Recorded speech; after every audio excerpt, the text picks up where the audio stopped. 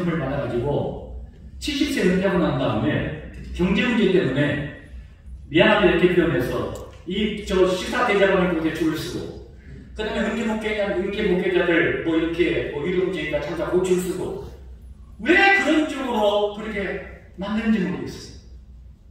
저는 목회 소명, 목사가 된다는 것을 굉장히 하나님 앞에 자연스럽게 생각하는 사람이에요.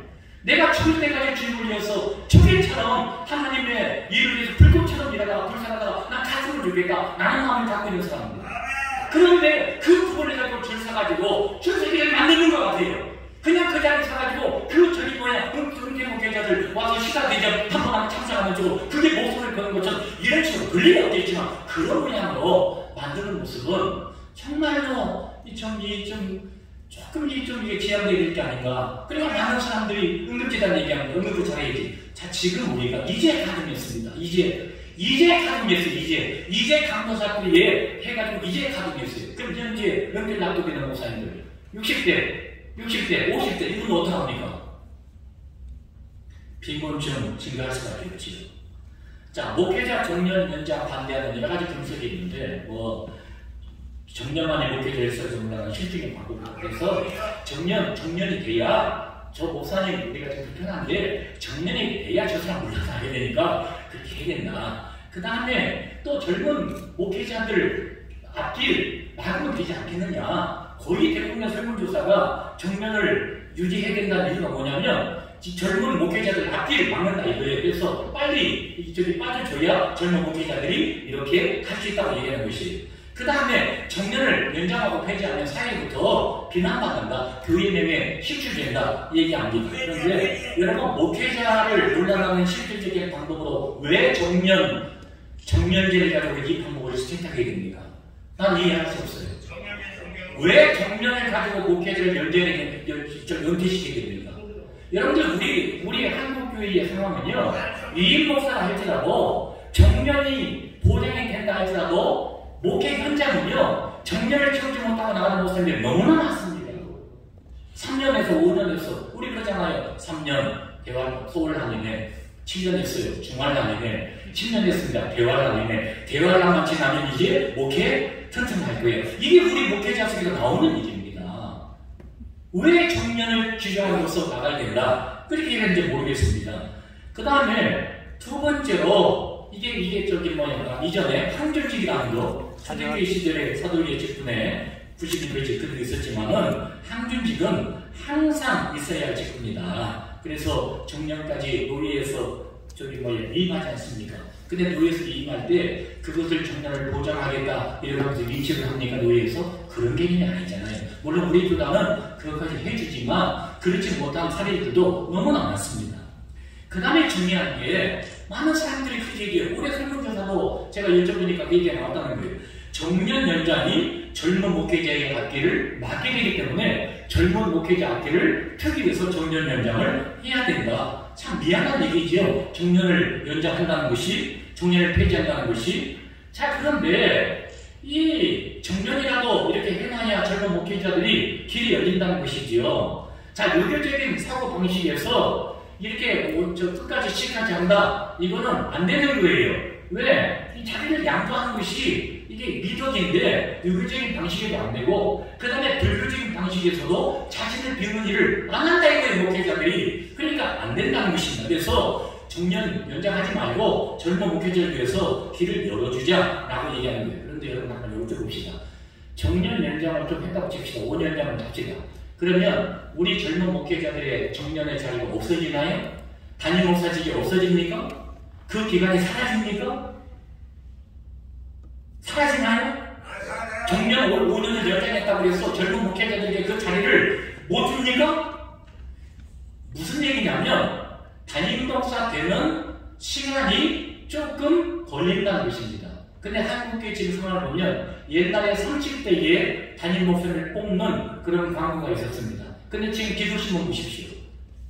거의 55세까지 뽑고 있습니다. 40대 안 뽑습니다. 그 왜 55세도 뽑을까요? 그 이유는 젊은 목회자 뽑아서 좋았는데 55세 40세, 적어도 50세 정도가 돼야 적어도 장로님들이나 교회를 섬기는 법이나 이런 부분에서 신앙과 인격이 준비된 사람이라기 때문에 이런 분을 뽑는 게 좋지 않겠느냐. 또 제가 어떻게 얘기했더니 어떤 분은 그 원로 목사 안 시키려고 일찍 뽑는 거야. 그런 얘기 합니다. 그래서 다 들었습니까? 저는 그랬습니다. 그래서 젊은 목회자들이 정년 연장을 5년 했다고 해서 자리가 뺏기는 게 아닙니다. 그 사람은 그 나름대로 늦게 담임 목사 될 뿐이지 계속 진행해 나가는 거예요. 그 다음에 제가 또 한 가지 던지는 질문은 뭐냐면, 제가 70세 은퇴를 했다고 칩시다. 기독신문에 광고를 내요. 50부터 55세까지 담임 목사를 청빙합니다. 그럼 15년의 갭이 있어요. 15년의 갭. 그러면 55세 이후부터 70 사이에 이 목회자들은 어떻게 할 겁니까?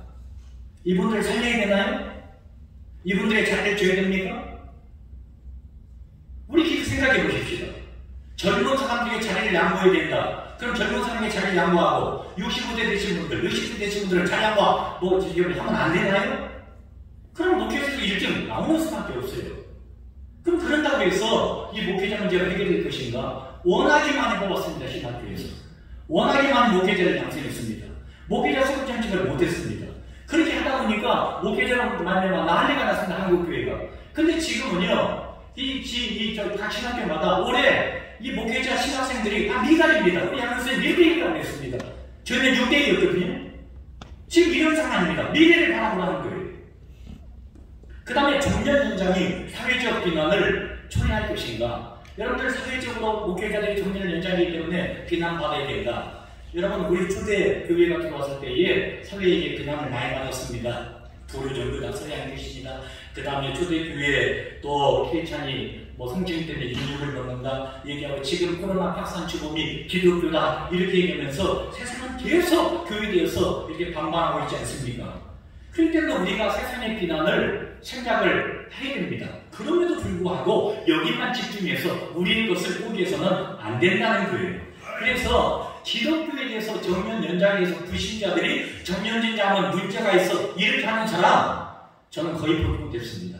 어디서 정년 연장이나 정년 폐지에서 뭐라고 얘기하냐면 기독교의 유달리 비판적인 언론, 기독교 언론, 또 그 가운데 이단종파 언론, 요 사람들이 아주 선정적으로 비판적으로 미래 사회가 어떻다, 뭐가 어떻다 그렇게 하면서 비판하는 그 내용을 읽어봤지, 일반의 사람들이 정년에 대해서 연장하냐 관심들이 없어요. 그 사람들은 관심이 없어요. 목회자, 그 다음에 목회자 평생도록 하나님의 불을 받게 되면 평생도록 일을 하는가 보다 이렇게 생각하고 있습니다.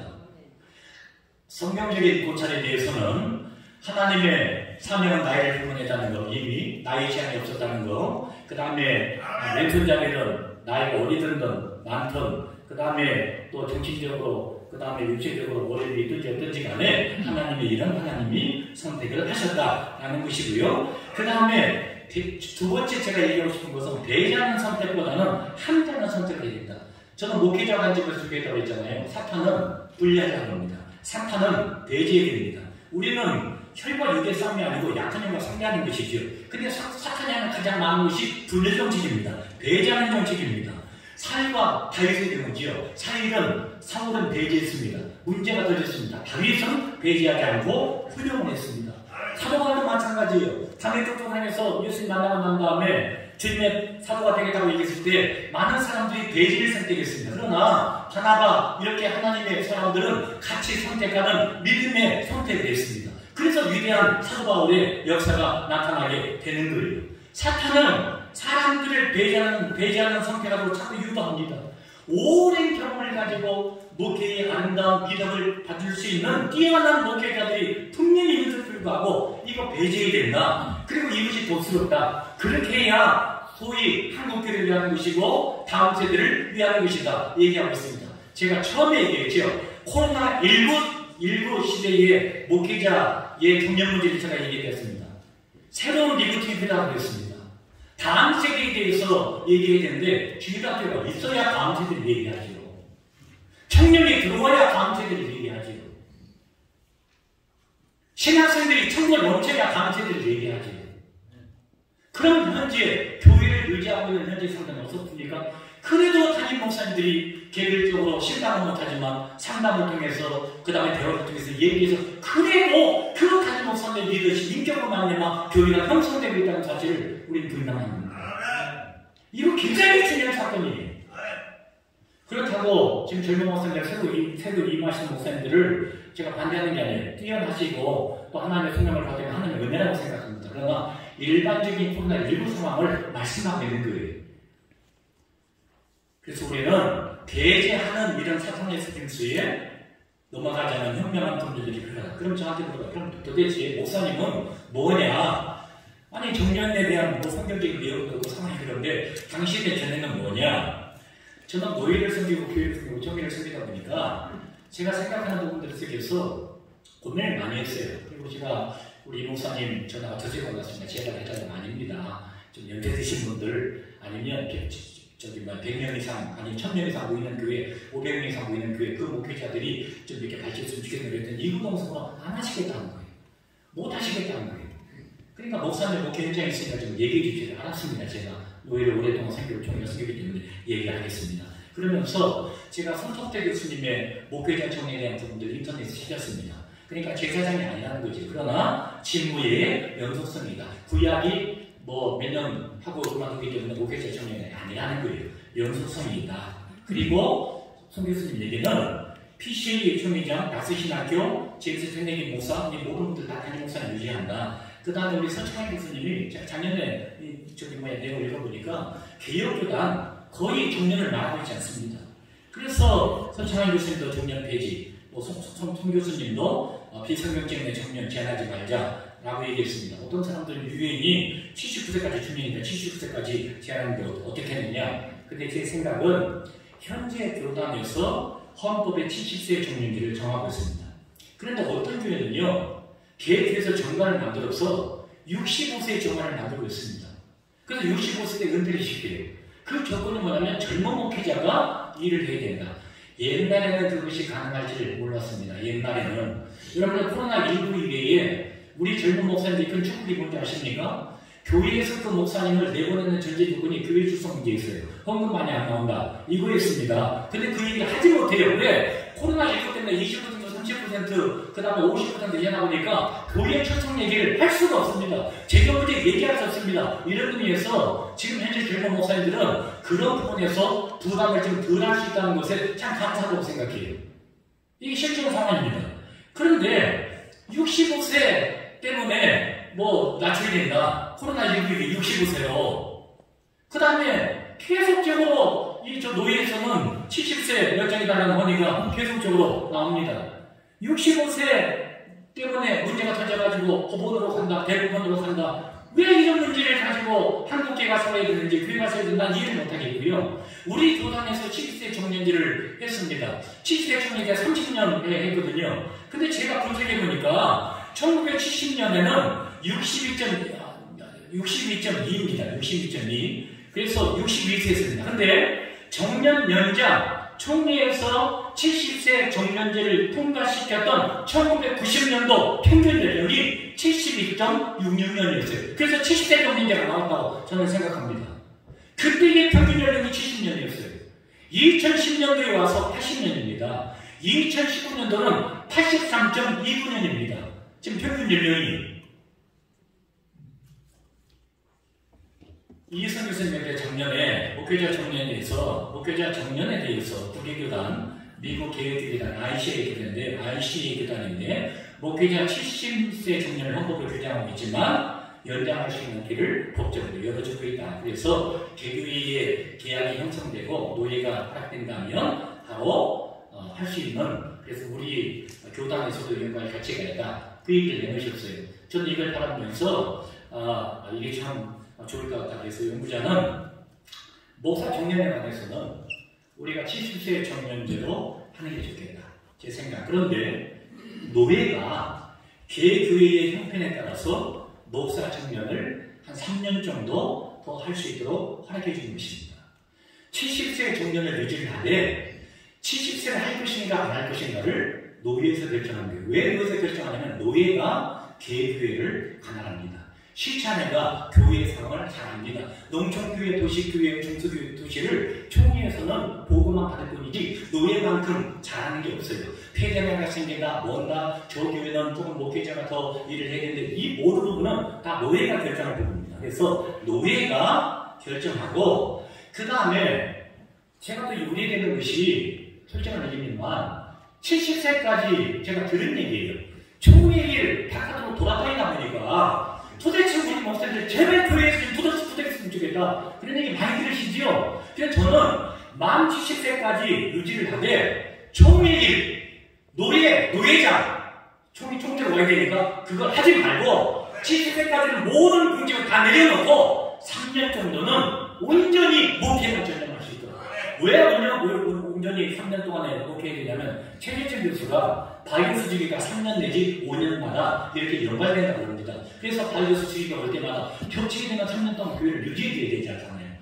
그런 의미가 있고 그 다음에 또 예수님도 3년 동안 열심히 주님의 사역을 감당하기 때문에 저는 또 많은 분들이 이렇게 연장을 하니까 73세에 연장해달라는 헌혈이 많더라고요. 그래서 저는 생각할 때에 이거는 73세 연장하지 마 이런 개념보다는 목사의 소속이 노예 아닙니까? 교회를 강화한 게 노예잖아요. 그러니까 지금 이 시대에 노예에서 70세 정년을 유지하되 교단학법에 단 노예에서 노예 형편에 따라서 3년을 연장할 수 있다. 어떤 분들이 왜 3년이냐? 우리 시국 목사 연장을 3년 만에 투표하게 되지 않습니까? 그래서 그거에 맞춰서 얘기하는 것이고요. 그 다음에 각 교회마다 65년 정년제 하시는 그런 교회가 있습니다.